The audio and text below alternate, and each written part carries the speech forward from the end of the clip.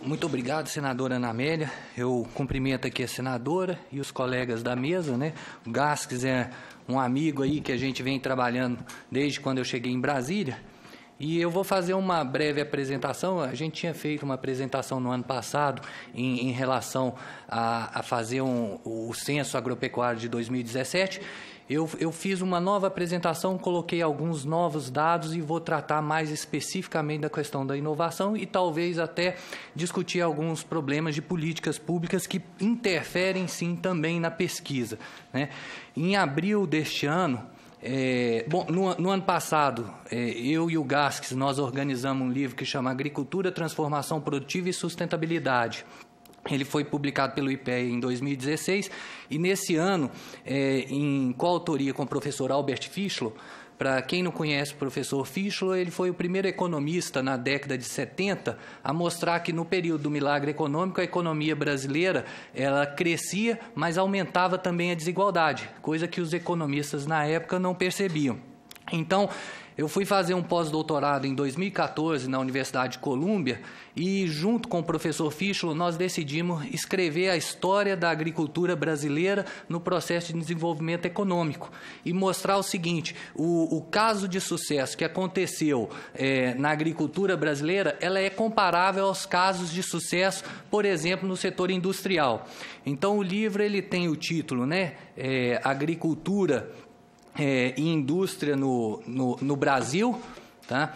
Ele está disponível no site do IPEA e ele faz um comparativo de 3 estudos de caso, que são estudos de caso em inovação tecnológica que nenhuma pessoa discorda, mas poucos conhecem a questão da agricultura.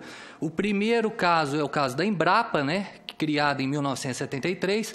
O segundo caso é o caso da Embraer, que foi criada em 1969. E o terceiro caso, um pouco mais antigo, é o da Petrobras, que foi criada em 1953.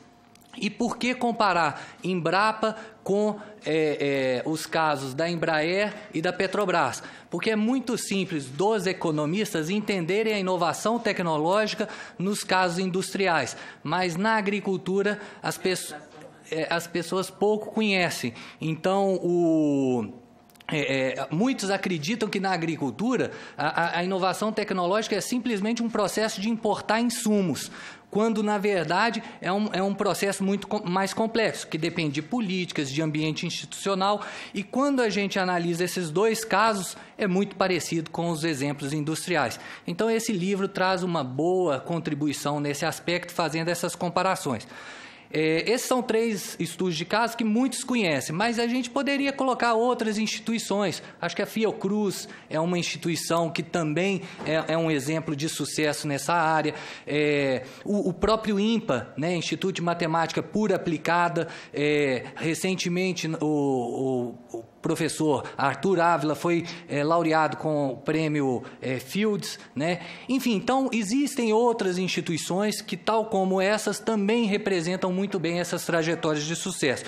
Mas esse livro faz esse comparativo e traz a importância para o setor agropecuário, mostrando isso.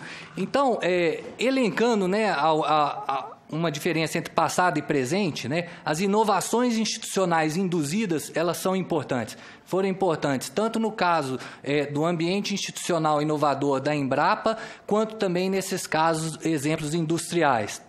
O último censo agropecuário de 2016 mostrou que 84% dos estabelecimentos são os estabelecimentos considerados num extrato de renda de extrema pobreza. Então, existe uma concentração muito forte e essa pobreza ela é muito localizada. Ela fica muito no Nordeste brasileiro.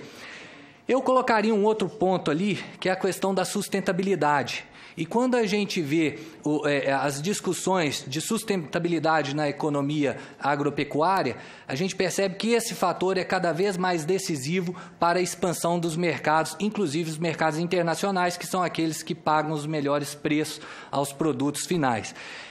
Então é estratégico essa questão da sustentabilidade, e aí cabe ao governo, também federal, estar direcionando esforços na pesquisa para mensurar melhor como que são feitas essas coisas de emissão de gases de efeito estufa e como que isso se relaciona com a agricultura ou a pecuária. E será que a inovação tecnológica nesse setor está favorecendo a emitir menos emissões? E eu vou mostrar alguns dados que sim. Aqui